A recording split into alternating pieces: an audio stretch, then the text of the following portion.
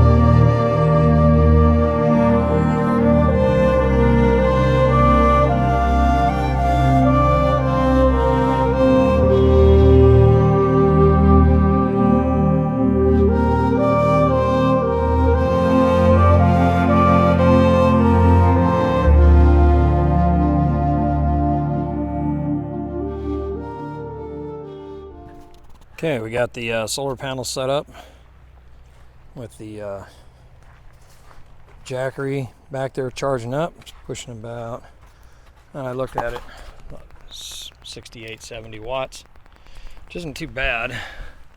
I have no idea what this is. Huh. Oh, I know what it is. So, okay, so this dot, apparently you want to align this, and when you get the shadow of that dot in the center, that's probably the optimal angle. There we go. Okay, so I've got that shadow, if you can see it. I've got that shadow of that dot darn near in there. Yeah, it's good enough considering what I'm doing. If you're looking for optimal charging power, that's pretty neat. I like that. Okay, pretty much got got the camp all set up here. Should be ready to go. Off this away. Let's see. There we go. Off that away. Orientation. My camp's right behind me with my car, and I hear water that way, so we're going that way. So, okay, I can see it through there. I just got to figure out how to get down to it. It does look like this can seriously flood all the way up to here, because here's a bank right here. So yeah, lots of trails going around it. Here's something maybe.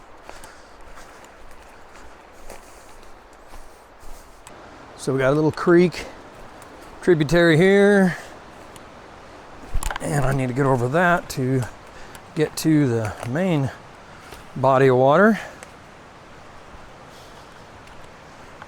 Okay, good to go. And we got tracks. Looks like deer or something like that. Makes sense by the river. Creep on up here and make sure everything's cool.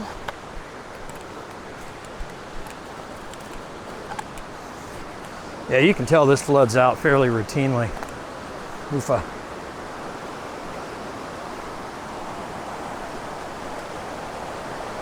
So this is what I was hearing.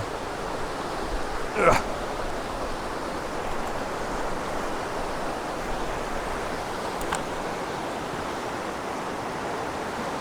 It's kind of nice.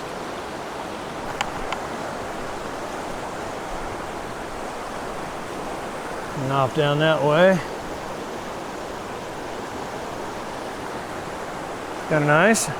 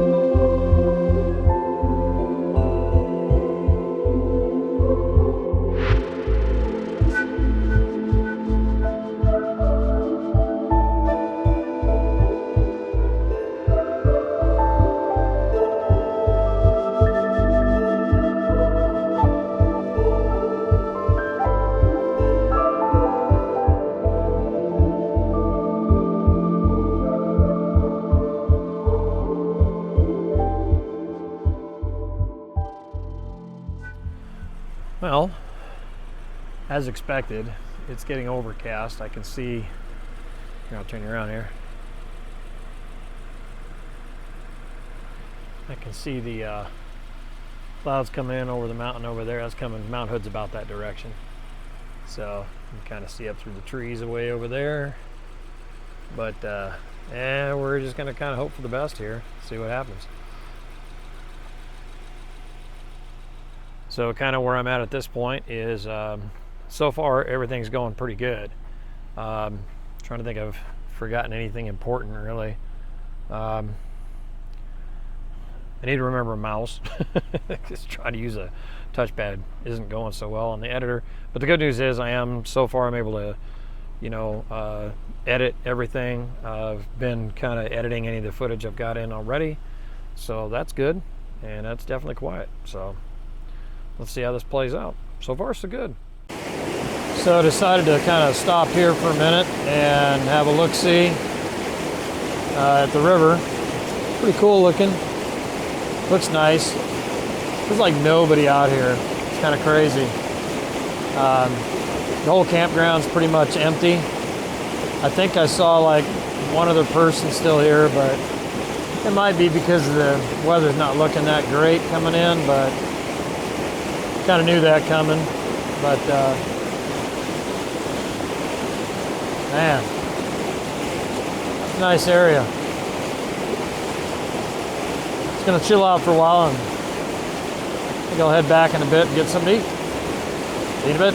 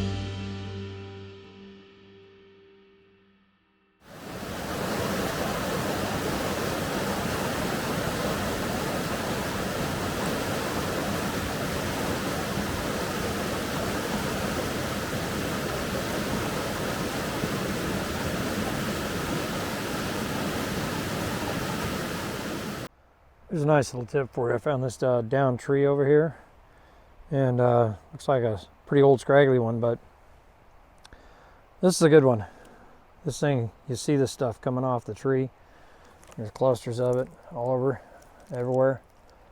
Big ones up there. Anyway, these, I don't know the real name, we used to call them when I was a kid, pitch balls. So what you do is you snap them off like this, and you put them in a burlap sack or something like that, and you save them. And what you do with these when you want to start a campfire, you throw these things in there, and I'm going to tell you something. They get your fire roaring really good. Good stuff.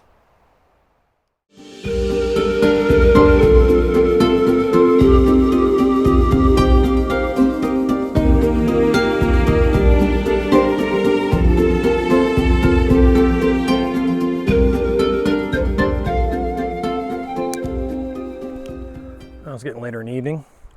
Got the camp light going. Cooked me some dinner. Music wouldn't be bad, but the sound of the river over there, that's not too bad. We're having beef stroganoff. Beef stroganoff. I don't know what it is. How do you say that? Beef stroganoff. Okay. Been a pretty successful day so far. A couple little minor things of note, but all in all, I'd say that it's gone pretty good so far. The next step is going to be checking out how well I sleep tonight. So I think after I eat, listen to the river a little bit, probably hit the sack and try that bad boy out. So we'll see. If it starts raining really bad through the night, I might bail. I don't know. I already got the awning down and packed away, so if I have to, I just jump out and shut the top down, latch it in the car, and off I go. So it'll be pretty quick. But if not, if it's good enough, make it through the night, all good to go, and hopefully I'll wake up in the morning and make some coffee. We'll see. Either way, I've already determined that I'm on the right track and things are going good. So, will you see in the morning? Or we'll close it out. Don't know. We'll see. That's the adventure. Well, I'm not going to lie. It's pretty cozy in here, actually. So, I shut the two sides. I got the front screen over here, the main window. I got the screen and the outside still open, so I can kind of see out. So that's cool. Only running one of the light bars. There are two of them in here, and one of them's plenty. I think I need to add a note. I'd like to put a USB inline switch on these, because I don't think there is any way to turn them off and on other than unplugging them and plugging them in. So I think that'd be kind of handy. So I think I'm going to add that on my list and then chill out and relax for the night. So as expected last night, it rained some. I don't think it was like super hard, but it rained multiple times through the night. Good news is, I mean, I was totally cozy and dry. That was awesome. However, it doesn't look good coming over the mountain. It's pretty foggy and stuff. But I discovered when I got up and it wasn't raining, and I decided, okay, let me go ahead and get the tent stowed away, because I don't want to be doing it in the rain, obviously. But when you pack tents away, you want them to be dry. Where I'm going with this is, in the process of doing so, the rain fly had some water on it, which is going to be part inside the metal cover. Anyway, so I wanted to kind of dry it off. Well, check this out. It's kind of silly, but look what I figured out. So here's the rain fly up here, and you'll notice when you've got these struts right here, that when you open it up and give it a nudge, the whole thing just kind of raises up on you. Well, in order to keep that down a little bit so I could reach around and dry off the rain fly, okay, the pull strap on here, that you grab these two straps and you pull down, or you guide it on the way up so it doesn't just go, ripping up there on you. Yeah, they're long enough to hook onto that. So I just pulled down, hooked onto that, and I'm easily able to reach to dry off the whole rain fly all the way around.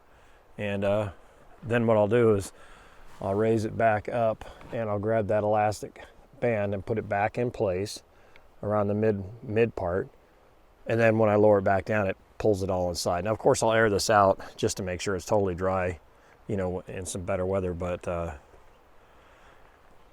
anyway, I just kind of thought that was kind of handy, because you're trying to hold on to that thing while you're drying it off is, not too good. But then when you get around to the sides, there's no way you're going to do that. So anyway, if you don't have one of those on the rear end of your car or whatever, maybe you can hook it on the underside of your crossbars, or something, but it's something to think about.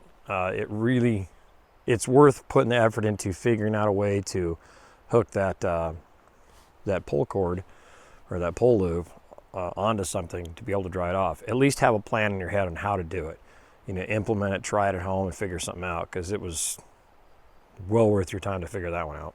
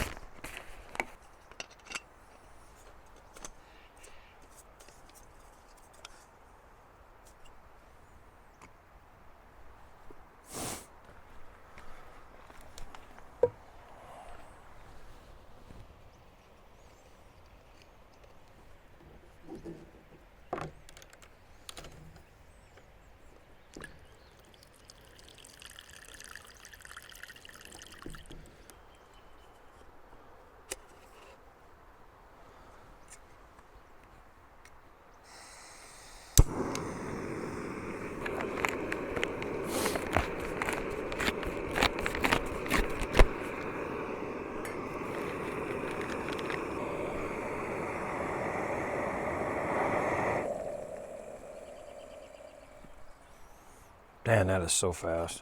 Gee, many crickets.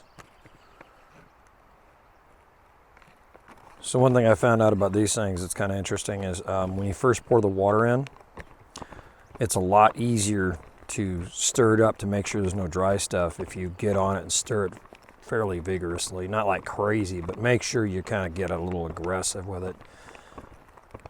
Main reason is that you can get down to it pretty easily, and the ingredients haven't softened up yet, so you're not going to make mush out of it. They're still pretty hard. You're able to tumble them around pretty good.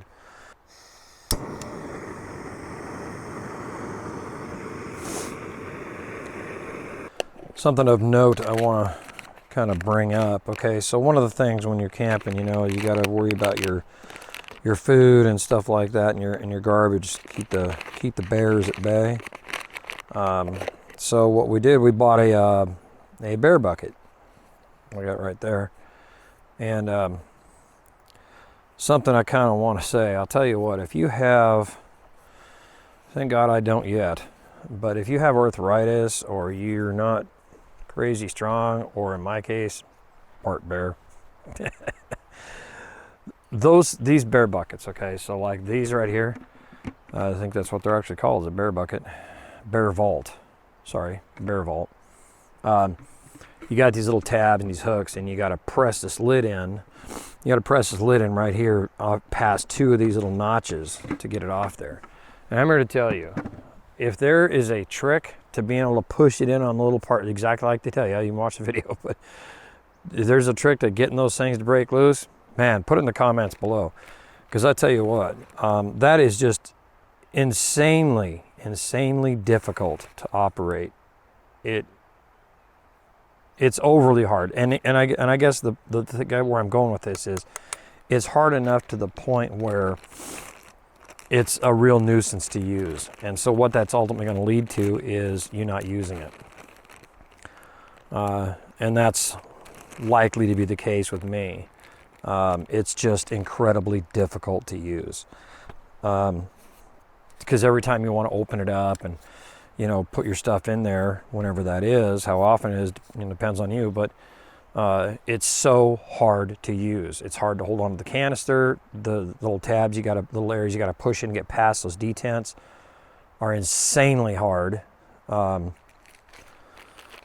think the product is a good product, but the latch mechanism on it is going to rule out probably, we'll say 80% of the people being able to use it. We'll say 60% of the people being able to use it. And beyond that, I think it's going to probably make 80 to 90% of the people so frustrated in using it that they won't. Now, okay, maybe different sizes of these operate a little bit differently, but all the ones I saw are the same. So I think it's probably a good product. I just think it's a product that has its place, and I think that its difficulty of use, like anything else in this world, I think as hard as it is to utilize it, it's going to ultimately lead to people not using it and just going back to the old tried and true, you know, bag in a tree or something like that. So take it for what it's worth. It's a good product, but pain in the ass to use. Just not gonna lie. You know, if you're looking at getting camping stuff, would I buy it again? No, I wouldn't. I think it's a great idea, and I think it's something we should all pay attention to, but that thing is a pain in the ass. So since I already bought it, it is what it is. The little tabs that keep it locked, that you have to push the lid detent past those tabs, I just trimmed them down till I could, you know, somewhat easily do it. Does that mean a bear's going to get in there? I don't know. Maybe. You still got to press it in a little bit to get it past it. I trimmed them down a little at a time. So maybe. I don't know. But at least I'll use it now. And that's a difference. So there you go. So last night here at camp, I kind of kept hearing something kind of off in that little gully over that way. So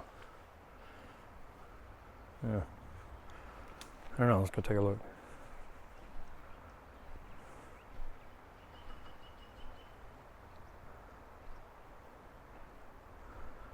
And I heard it again this morning.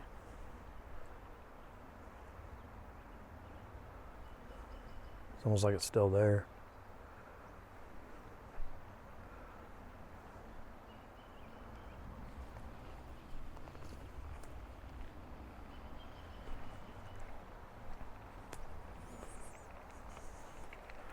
You know, when they say you come to the woods, you always come prepared, so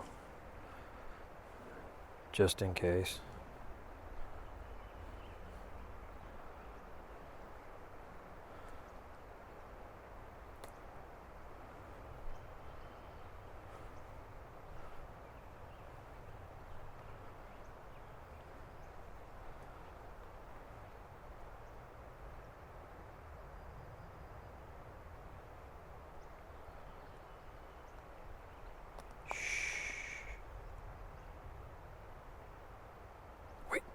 Did you see it?